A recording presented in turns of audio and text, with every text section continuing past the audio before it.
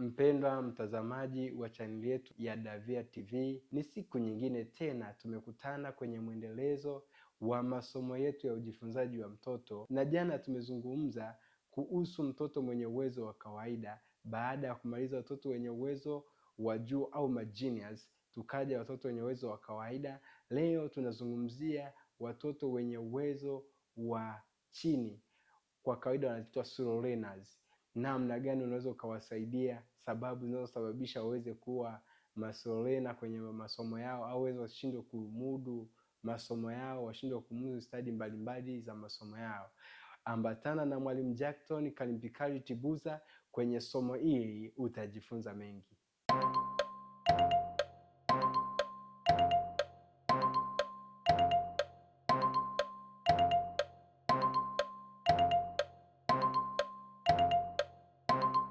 Tunapozungumza slow learner tunamaanisha nini?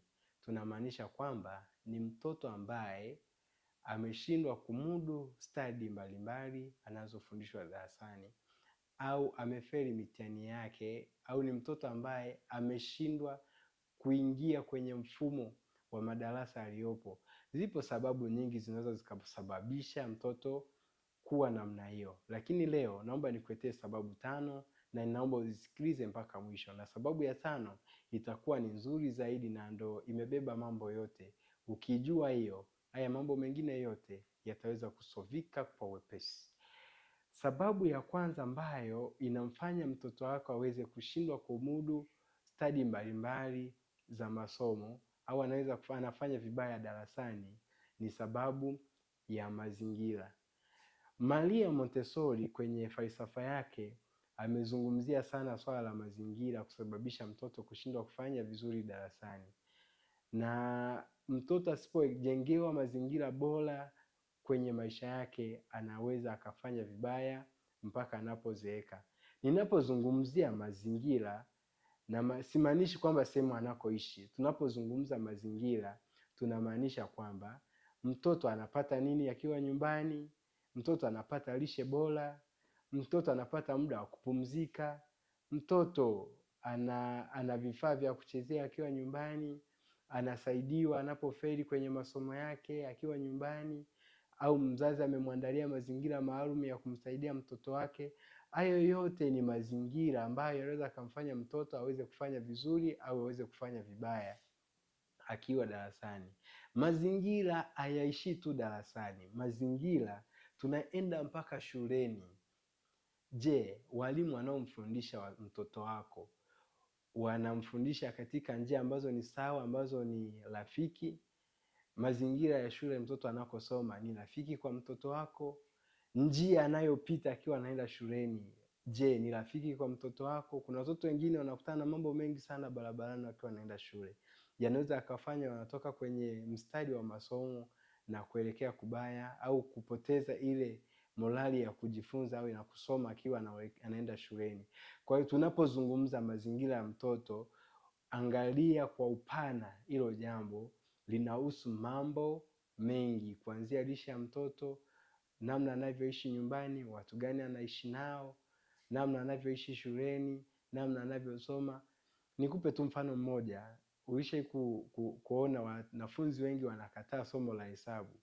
Sio kwa sababu somo la hesabu ni gumu. Kati ya masomo mepesi hapa duniani ni somo la hesabu, lakini wengi wamekataa hesabu kwa sababu mwalimu wa hesabu ni mkali. Kuna wengine wamekataa kusoma somo la Kiswahili kwa sababu tu mwalimu wa Kiswahili ni mkali. Mtoto anakuta anakataa kwenda darasani au anajificha chooni, yale anayotakiwa kujifunza yanampita, na mwisho wa siku anaanza kufeli kwenye masomo yake. Ndio huko tunaelekea, tunawaita slow learners. Jambo la pili ambalo linafanya watoto waweze kufanya vibaya au wanakuwa na historia mbaya ya ufaulu wao ni sababu za vinasaba. Kama unavyojua, kila familia ina mambo yake, kila familia ina asili yake. Kuna familia, kuna watu hawajai kufika mpaka darasa la 7. Unakuta akifika la 6 anaacha shule, akifika la 5 anaacha shule. Wengine hakuna aliyewahi kufika sekondari, mwingine hakuna aliyemaliza chuo kikuu. Yaani familia inakuwa na historia mbaya. Hiyo historia inaweza pia ikamgusa mtoto wako. Kwa namna gani? inaweza ikamgusa kwa namna hii hapa. Mtoto kila anapoangalia aoni role model kwenye familia, kila anapofanya hivi aoni namna anaweza wa kumsaidia hata homework, kila anapofanya hivi anaona hata ambao hawajasoma kwenye familia yao wana pesa, labda wana uwezo, kwa anaona hakuna haja ya kusoma. Akifika la 5 anakataa shule, akifika la 6 anakataa shule, au anafeli la 6, anafeli mpaka la 7, akienda form 4 anapata 0. Wazazi mnaishia kuita watoto wetu ni masorena, lakini kuna njia nyingine ya kuwasaidia watoto hawa ili waweze kwenda vizuri, na hiyo njia ni hoja yangu ya 5 ambayo inaweza ikafanya kila jambo liende vizuri. Jambo lingine la 3 ni umri wa mtoto. Kuna wakati wazazi wanalazimisha mtoto aweze kwenda la kwanza au aanze chekechea akiwa bado ni mdogo sana, na wanalazimisha endelee na masomo yake. Anaweza akafanya vizuri sawa, darasa la kwanza akafanya vizuri, darasa la pili akafanya vizuri, akifika darasa la 3, la 4, la 5, kama alivyosema Jean Piaget kwenye falsafa yake, akagawa umri wa mtoto kulingana na uwezo wake wa kujifunza. Akasema kwamba miaka 11 mpaka miaka na kuendelea ni formal operational stage, miaka 2 mpaka miaka 7 ni preoperational stage. Alikuwa ana maana zake, alikuwa amefanya utafiti wake, amejiridhisha kwamba mtoto wa umri fulani anaweza kumudu mambo fulani, na mitaala yetu ya Tanzania imetengenezwa sana kulingana na falsafa ya Jean Piaget. Ndio maana mtoto anapoanza darasa la kwanza atajifunza maswala madogo madogo, anapoingia la pili pia ataongezewa namba, la kwanza ataongezewa hivi, la 3, anapofika la 3 na la 4 anaanza kuzidisha, anaanza kugawanya, anaanza kukutana na maumbo, anaanza kukutana na maswali ya mafumbo. Sasa ubongo wa mtoto kama hujafikia hiyo hali, mtoto ataanza kudrop mdogo mdogo kwenye masomo yake. Wengine mtasema amerogwa, wengine watasema michezo ni mingi darasani, michezo ni mingi nyumbani, lakini ni kwamba umri wake na darasa au na stadi anazofundishwa vimeshindwa kumatch. Hivyo mtoto anaanza kuwa vibaya darasani, au anaanza kufanya vibaya darasani, au anashindwa kufaulu kama alivyokuwa akifaulu mwanzoni.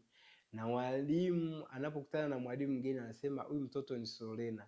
Kumbe mtoto sio sorena, kuna mambo madogo yamejichanganya pale na yanamfanya mtoto ashindwe kufanya vizuri. Au anaanza kusema mtoto ujifunzaji wake ni mbaya sana, mtoto wako anashuka sana kwenye masomo. Kama mtoto alikuwa anaangalia sana TV, anaangalia sana, acheza sana na simu, jaribu kumuondolea hayo mambo ili angalau apate muda wa kupumzika, au mtafutie mwalimu wa masomo ya ziada ili aweze kumsaidia aweze kwenda na wenzake, aweze kwenda vizuri. Jambo la 4 linaweza kumfanya mtoto adrop masomo yake ni magonjwa na mambo mengine ambayo yanaweza akamfanya mtoto ashindwe kuhudhuria masomo yake kwa urahisi. Ukisoma sana masuala ya ujifunzaji wa mtoto, lishe ni jambo mojawapo ambalo linamfanya mtoto aweze kujifunza vizuri au afya ya ubongo wake iweze kuwa vizuri. Sasa mtoto anapokuwa anaumwa, kuna vinilishe anakuwa hapati kwa sababu muda mwingine hamu ya kula inakosa, anashindwa kuwa vizuri kwenye uswala wa ukuaji wa ubongo wake. Lakini pia mtoto anapokuwa mgonjwa, kumbuka mwili wake unakuwa ni dhaifu. Kuna wakati anasinzia darasani, kuna wakati anakosa nguvu, anakosa mudi wa kusoma. Kuna masomo mengine yanampita zaidi kwenye hilo swala. Mtoto anapokuwa mgonjwa, kuna wakati anakuwa hahudhurii shuleni, yuko kwenye matibabu. Kwa hiyo mtoto mwenye ugonjwa au magonjwa ya mara kwa mara pia anaweza akakumbwa na hali hii ya kuwa na ujifunzaji na kuwa matokeo mabaya darasani, au ujifunzaji wake ukaanza kudorola mdogo mdogo na kupelekea hali kuwa mbaya zaidi. Hivyo mzazi, unapogundua mtoto ana changamoto kama hiyo, jitahidi kumfanyia matibabu ya haraka na mepesi ili mtoto aweze kurudi kwenye utimamu wake wa mwili kwa haraka. Au kama mtoto ana historia ya magonjwa, angalia ni wakati gani anakuwa anaugua ili uweze kuendana na wakati, uweze kumpa vitu vingi vya kumsaidia wakati akiwa ni mzima ili aweze kwenda vizuri kwenye masomo yake. Jambo la tano na la mwisho na la muhimu sana kufuatilia na la muhimu sana kuzingatia kwenye maisha yako au kwenye maisha ya mtoto wako, au jambo linalosababisha haya yote yaweze kufanya vibaya, yaweze kutokea, ni jambo moja ambalo la muhimu sana, ambalo ni la kiroho. Kuna sababu za kiroho zinaweza zikamfanya mtoto aweze kushindwa kufanya vizuri kwenye masomo yake. Tunazungumzia hivyo kwa sababu mimi naamini kwamba Mungu alipomuumba mwanadamu alimuumba na uwezo wake kamili wa akili. Yaani Mungu hajawahi kuumba mtu nusu. Mungu aliumba mtu akiwa na akili yake timamu. Ukisoma neno nasema na tumuumbe mtu kwa mfano wetu.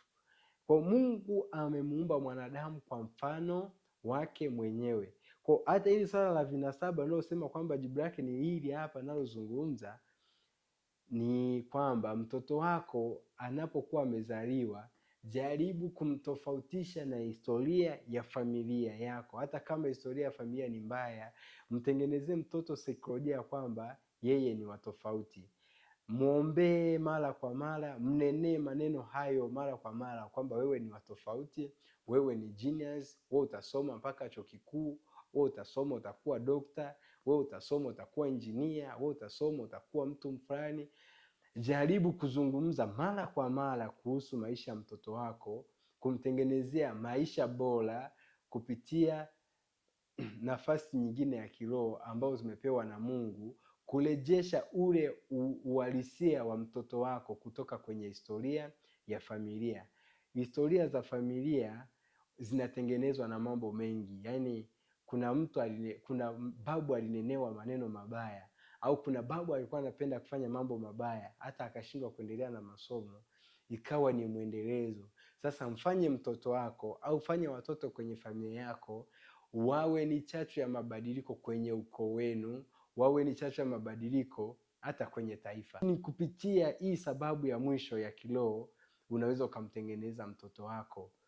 Jinsi unavyowaza kuhusu mtoto wako, ukimwombea, ukamshauri na ukamtengeneza, utapata yule unayemtaka. Fuatilia masomo yetu yaliyopita, utajifunza mengi na utapata mengi kuhusu mtoto wako, na utaweza kumtengeneza mtoto jinsi unavyotaka ili awe. Na hii hali ya usolena itakuwa sio tena historia kwa mtoto wako. Inaweza ikawa ni kwenye familia, lakini wewe kwa kujua hili somo tu unaweza ukambadilisha mtoto wako hata kama yuko darasa la 6.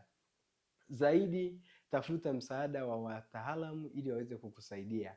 Asante sana kwa kunisikiliza, asante sana kwa kunitazama.